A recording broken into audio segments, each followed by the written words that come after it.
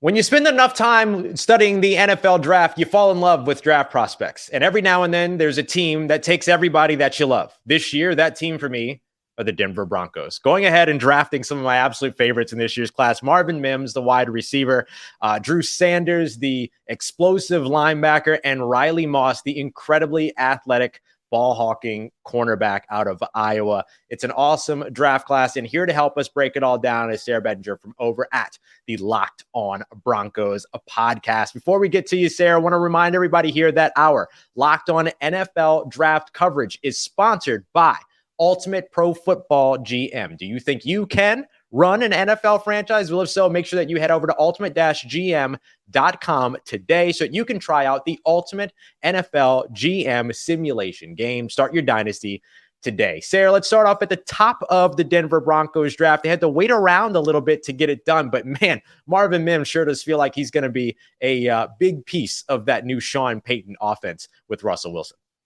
It really does, and he is going to be a huge piece. I mean, averaging 19 and a half yards per reception at Oklahoma, obviously a big play threat who could stretch the field. 4.38 in the 40-yard dash, 9.4 RAS. Cody and I like to talk about we're big RAS holes on the show. You know, love the high RAS score. So you love to see that from the Broncos, but obviously the wide receiver kind of took a lot of people by surprise, and I love that you had so many great things to say, Ross. I feel like you need a burner account, jump into Broncos Twitter and start setting people straight because they're upset about a wide receiver. The Broncos don't need a wide receiver.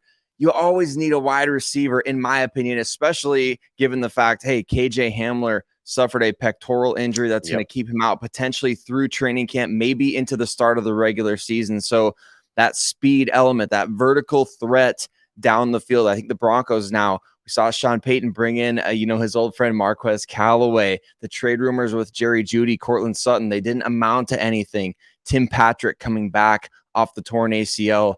I think now you add Marvin Mims into the mix there at the wide receiver position. You've got that blazing speed guy who can take the top off the defense and a guy who has proven time and time again. I believe I read Ross had 19 receptions, a touchdown catches over 20 yards. So this guy he's a freak. And you want guys like that in your offense, especially when you want to be able to run the ball. You got to have a receiver out there on the field that, hey, defenses, they can't just load up the box. You got Marvin Mims out there on the field, and he can take the top off at any time. And we know Russell Wilson, what has he done best his entire career? It's that beautiful deep ball that everybody knows. It's Tyler Lockett, right? So I hope we see a lot of that, hopefully a lot more of that than whatever we were riding with or cooking with in 2022. Hey, if you want to know what Sean Payton can do with a legitimate deep threat, just think about Devery Henderson. Oh, and Robert Meacham, and Brandon Cooks, and he rejuvenated Ted Ginn Jr. Lots of good track records there when it comes to those deep threats in a Sean Payton offense. Let's jump over to Drew Sanders. I mean, you want this guy to rush the passer for you? Sure. You want him to drop back into coverage? Great. You want him to defend the run? Awesome. He can do everything for you. Where does he fit in a Denver Broncos defense that is still, pretty loaded when it comes to the talent over on that side of the ball? Yeah, it's certainly not a 1-for-1 type of deal, but I mean, you look at him and Baron Browning, maybe a little bit of that, Spider-Man meme with the two Spider-Mans pointing at each other, right? Baron Browning obviously was almost a 10 out of 10 on the RAS scale in terms of athleticism. Drew Sanders, similarly built, a big, long guy who can rush the passer, play some off-ball linebacker for you.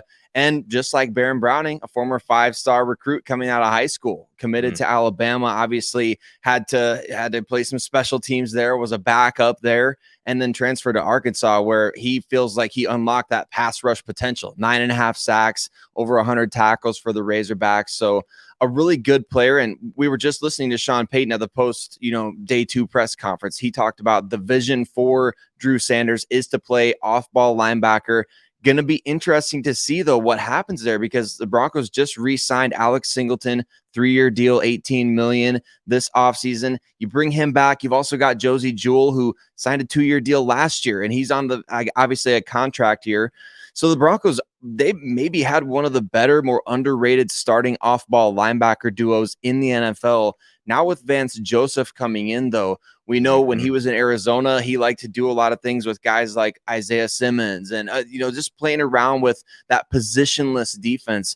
Can't help but wonder if Drew Sanders is going to factor into that as far as a defensive front piece, where the Broncos have a lot of interesting parts, right? Like Randy Gregory, Baron Browning, Nick Bonito, Jewel and Singleton. We mentioned those guys. You lose Draymond Jones, you bring in Zach Allen. You've got DJ Jones in the middle of it all.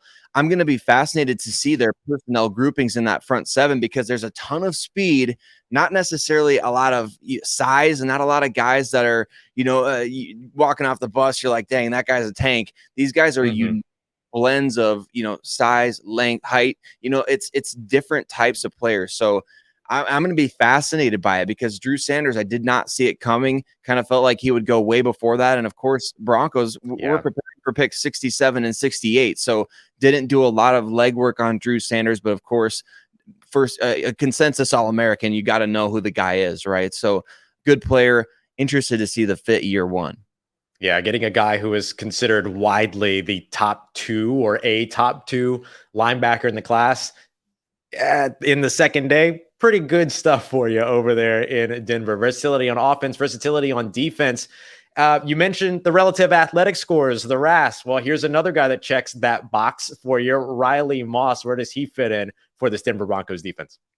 This is my favorite pick, Ross. It is, because good. I'm an Iowa Hawkeyes guy at heart. That's my team.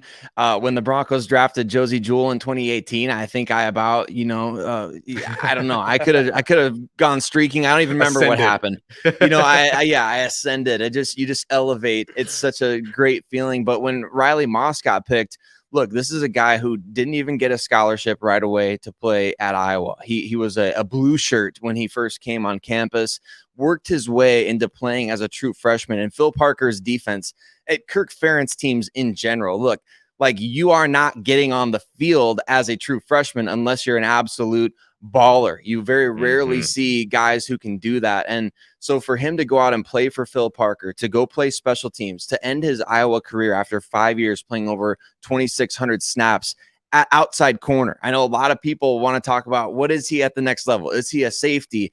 Is he a nickel? Is he a hybrid guy? Look, I'm sure he can do some of those things. He's an outside corner, and a really good one. We saw at the Senior Bowl. You can go back to any number of games where he's not going up against Marvin Harrison Jr., where Riley Moss is an absolute stud at the outside corner spot. So that Iowa defense, those guys, man, they basically were the offense for Iowa's football program the last couple of years, and they created. Like, I don't know how many yards total Riley Moss has on his interception returns, but I guarantee you go back. I just remember this guy picking off passes. I think he had 11 interceptions. He picks off the ball, and all of it, you see him scurrying around the field. Those are my main memories of Riley Moss, scurrying around the field after an interception, like almost like a scrum at the end of a game when you're trying to lateral the ball. Yeah. Like, he's just constantly running after picking off passes. He's got instincts, ball skills. He's aggressive. He'll come up and make hits. I think he can play some nickel if the Broncos want to roll with Damari Mathis, a really promising 4th rounder last year, Ross. The Broncos have guys, they've got Rass at corner. You've got Pat Surtain. You've got Damari Mathis. Now you've got Riley Moss. I think all those guys check in at a 9.4 or better on that relative athletic score scale. You can throw those guys out there with the veteran K'Wan Williams in the slot. I don't know what all they're going to be planning on doing. Justin Simmons on the back end of all that. It's going to be a ton of fun, I think, for this Vance Joseph. We know he's a DB's guy at heart, and he's going to have some fun with the personnel. The Broncos have unique guys on that defense, already a top 10 defense, in my opinion, in the league, getting better with these last 2 picks. After Marvin Mims, you come in with Drew Sanders, you come in with Riley Moss, you add some attitude to that defense. And notably, we know Sean Payton came in. He's like, I watched the offense and the special teams last year, and it was bad. Yeah. It was not good. I had a hard time watching it. That special teams getting a big upgrade from Riley Moss and Drew Sanders as well. Those guys are going to come in and play the core 4 for Denver. Sean Payton, Russell Wilson, all the names that you heard here today. The Denver Broncos are about to be must-see TV on Sundays, but must-see TV every single Monday through Friday right over on Locked On Broncos with Sayre and his great co-host, Cody Roark. Sayre, we appreciate you very much for being here, man, and we look forward to checking in with you here all throughout the season on the Locked On Podcast Network, your team every day.